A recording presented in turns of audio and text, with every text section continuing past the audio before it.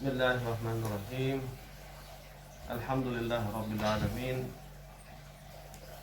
Wassalatu wassalamu ala asrafil anbiya wal mursalin Sayyidina Muhammadin wa ala alihi wa ashabihi ajma'in, amma ba'd. Qala Allah ta'ala fi kitabil karim, a'udzu billahi minasyaitonir rajim. Bismillahirrahmanirrahim. Ya ayyuhallazina amanu taqullaha haqqa tuqatih wa la tamutunna illa wa antum muslimun. Shadaqallahul azim. Alhamdulillah, puji yang besar, puji yang banyak, syukur kita yang luar biasa kepada Allah Subhanahu wa taala atas semua nikmat yang tidak pernah kita bisa menghitungnya, yang tidak pernah kita bisa membalasnya, yang telah Allah berikan kepada kita yang begitu banyak.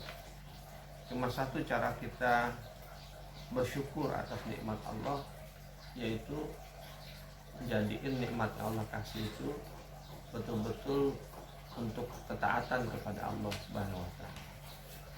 Sehat kita dikasih sama Allah, dimana sehat kita tuh bikin kita taat sama Allah, tambah taat. Begitu pula yang lain-lainnya.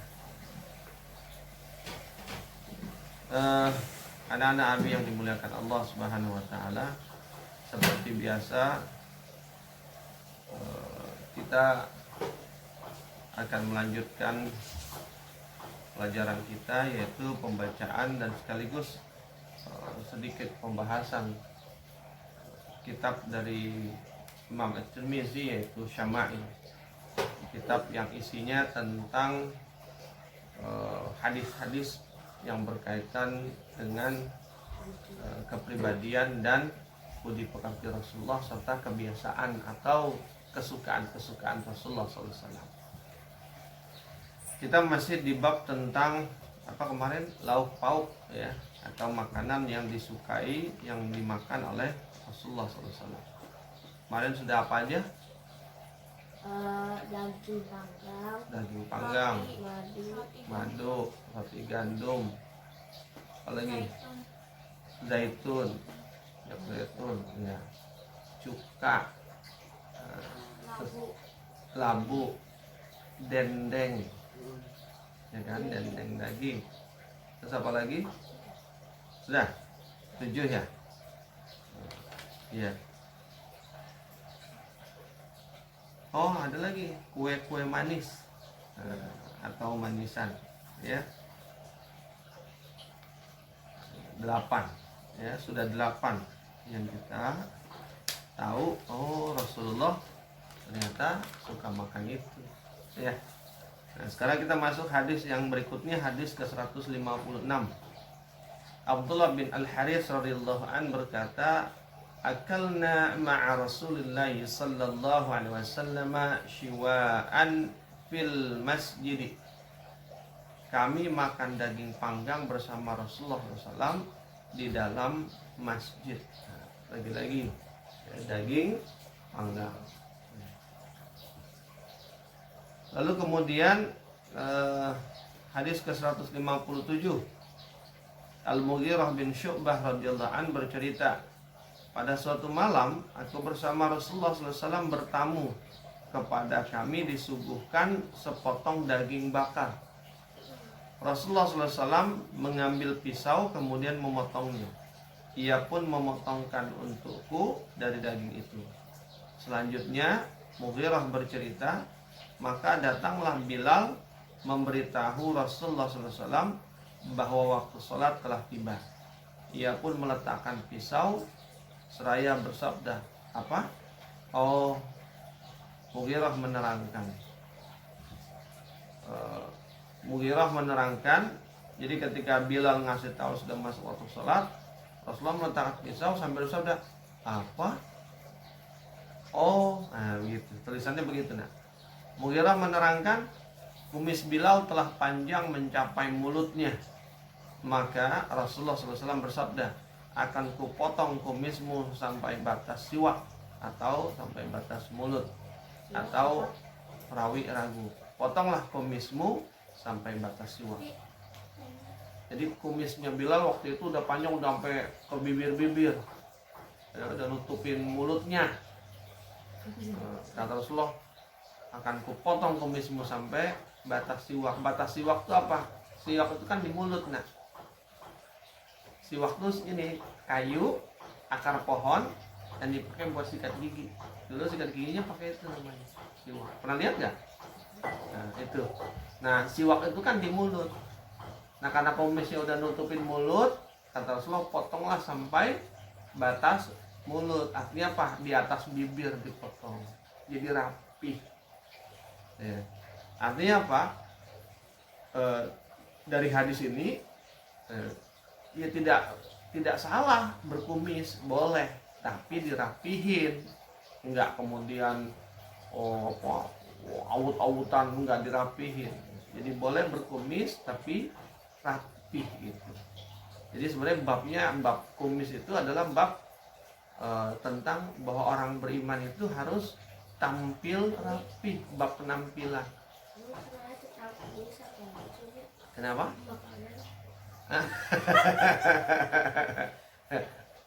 Hadis ini ngomongnya tentang lagi makan, tapi pas Bilal datang ngasih tahu Rasulullah ngeliat tuh kumis Bilal udah kepanjangan tuh, gitu. Jadi sekalian. Nah.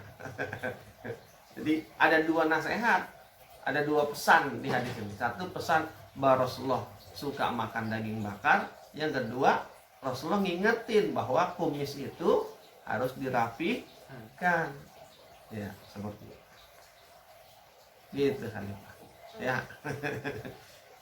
Hadis ke-158. Abu Hurairah radhiyallahu an bercerita, Utiyan Nabi sallallahu alaihi wasallam bilahmin farufi'a ilaihi adh-dhira'u wa kanat tu'jibuhu fanahasha minha. Nabi sallallahu alaihi wasallam diberi daging. Ya. Ini yang dimaksud dengan daging di sini daging kambing ya nak ya, karena disebut bilahmin, laham itu daging kambing. Ya. Nabi SAW diberi daging, maka diambilkan baginya bagian ziraan. Ya. Bagian ziraan adalah kesukaannya Rasulullah SAW. Maka Rasulullah SAW mencicipi sebagian daripadanya. Tahu nggak bagian ziraan apa? Bukan, itu bahasa Indonesia. Ya. Ziraan itu adalah bagian dari lutut ya, sampai ke kaki. Jadi daging dari lutut sampai ke kaki. Itu yang masuk. Kalau salah satunya kalau kita suka makan apa Mi? Tunjang. Nah, tuh karena tunjang itu adanya di lutut. Nah. Sapi. Tapi dia daging yang ada di lutut. Artinya apa? Ya sapi, kambing juga pasti punya gitu, walaupun tidak sebesar sapi. Tapi bahwa dia juga ada. Jadi yang disukai Rasulullah dari bagian dari lutut ya sampai bagian kaki. Ya, dari lutut sampai. Tahu nggak lututnya kambing? Kambing punya lutut nggak? Ya, itu salah satu yang Rasulullah suka. Terakhir, hadis ke-159.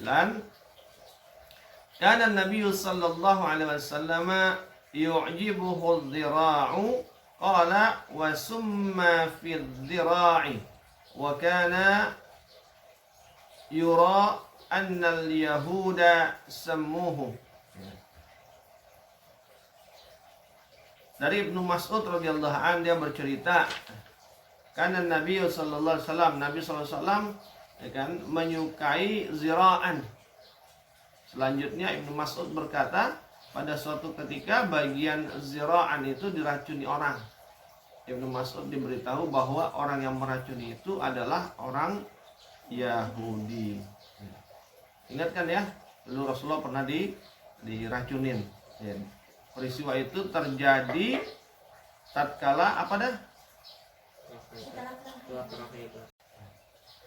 Jadi eh, Nabi SAW menyukai zira'an, kata Abdullah bin Mas'ud. Pada suatu ketika bagian zira'an itu diracuni orang. Ibnu Mas'ud diberitahu bahwa orang yang meracuni itu adalah orang ya Yahudi. Ya. Kapan peristiwa itu terjadi? Tatkala atau setelah perang Khaybar. Sedangkan orang yang meracuni Rasulullah SAW adalah Zainab binti Al-Harits.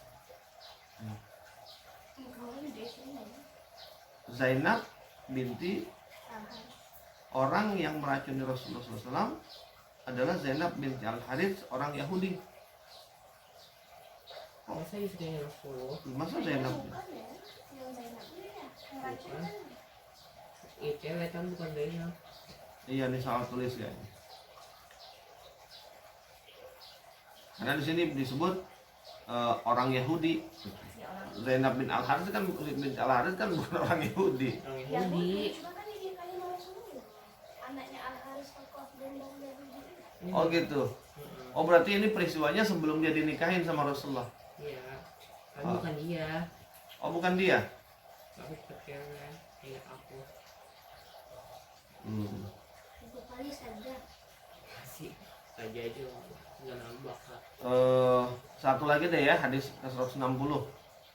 Hadis ke-160, Abu Ubaid radhiyallahu an mengabarkan, aku memasak sekuali makanan untuk Nabi SAW. Sungguh beliau menyukai zira'an, maka aku ambilkan untuknya satu. Kemudian beliau bersabda, ambilkan lagi untukku. Kemudian aku ambilkan lagi satu. Namun beliau bersabda lagi, ambilkan lagi untukku sepotong. Maka aku berkata, wahai Rasulullah, berapa jumlahnya zira'an kambing itu? Nabi SAW bersabda, demi Allah yang diriku berada dalam genggamannya, sekiranya engkau diam, tentu engkau akan memperoleh apa yang ku minta. Ngerti nggak maksudnya? Ya. Ini lutut sapi ke lutut kambing ada berapa timbulannya? Hah? Dua. Ada berapa lutut kambing? 4. Dua apa 4? Kakinya 4. Kan kakinya tekuk. Ini dari cerita ini kita bukan hanya ngomongin makanan nih Khalifah. Dari cerita ini kita tahu bahwa dengkul Abi juga baru enggak. Oh iya ya benar, dengkul kambing, lutut kambing ada 2. Walaupun kakinya ada 4. Karena yang namanya lutut kan nekuknya ke depan kan. Kalau kaki belakangnya kan nekuknya ke belakang. Berarti lututnya ada 2. Makanya ketika Nabi udah minta 2, begitu Nabi minta lagi, kata Abu Ubaid, ya kan? Ya Rasulullah, emang berapa jumlah lututnya kambing, emang ada berapa? Berarti apa? Nggak ada lagi. Karena Rasulullah udah minta 2. Begitu minta yang ketiga, kata dia, emang ada berapa Rasulullah lutut kambing? Istilahnya, ya udah nggak ada lagi Rasulullah. Tapi kemudian pelajaran lagi apa? Kata Rasulullah, demi Allah yang diriku berada dalam genggamannya, sekiranya engkau diam, tentu engkau akan memperoleh apa yang kau minta. Jadi apa istilahnya? Kalau dia nggak ngomong begitu ke Rasulullah, nggak ngomong emang lututnya ada berapa, ambil aja udah, maka pasti dapat. Artinya apa? Itu mukjizat. Ya. Mengikuti, menuruti apapun yang Rasulullah minta, pasti dapat. Walaupun hitung-hitungannya cuma 2, gimana pasti nggak ada. Tapi kalau nurut, ikut, ambil. Sama kayak, ingat nggak kisah sahabat yang di perang Khandaq lagi gali parit, terus dia nawarin Rasulullah makan, bisik-bisik, ya Rasulullah, aku sama istriku punya kambing 1 ekor sama sepotong roti buat makan, mengundang kamu aja ya Rasulullah. Apa yang terjadi? Rasulullah bilang, ya sudah kamu pulang, siapin. Terus Rasulullah kemudian berdiri, ngajak semua yang lagi gali parit, semuanya, ini teman kita, saudara kita ngundang makan nih. Bingung dia kan. Terus dia bilang, ya Rasulullah, saya cuma ngundang kamu doang, mana cukup kambing 1 ekor. Yang kerja berapa orang? Kalau nggak salah sampai 2.000 orang yang kerja itu, yang lagi gali parit. Gimana Rasulullah, kambing 1 roti sepotong doang 2.000 orang. Udah siapin aja kata Rasulullah. Udah siapin. Dia sampai rumah, istrinya gimana? Iya Rasulullah mau, iya mau. Cuma masalahnya ada masalah Bu. Apa masalahnya? Rasulullah ngundang semua. Lah, kata istrinya gimana? Tapi kata Rasulullah, pokoknya masak aja udah. Nggak nanya-nanya lagi dia, kata Rasul, udah masak aja. Udah akhirnya masak, ambil kambingnya disembelih, kemudian dimasak, taruh di kuali, rotinya dihidangkan, terus satu persatu orang datang. Udah deg-degan dia nih, bisa ditawur orang kan kalau nggak kebagian semua.